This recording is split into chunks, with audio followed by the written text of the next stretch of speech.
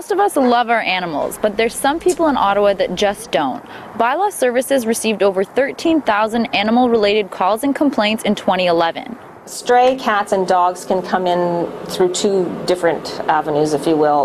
City bylaw officers can bring them in, and they can bring them in anytime, night or day. And the other avenue is from the general public.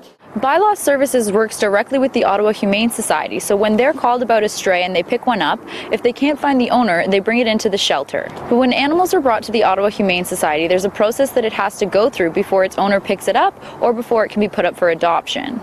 At that point, it's held here for a 72-hour period, and during that stray period, it'll immediately be medically assessed to determine, what sort of health shape is the animal in. When Bylaw picks up a stray dog, it will try to find the owner within the neighborhood the animal was found. That way, they don't have to bring the dog into the shelter, and the owner avoids having to pay the release fee. Depending on whether it's a cat or a dog, the fee varies, but it's a price per day that it's been here at the OHS.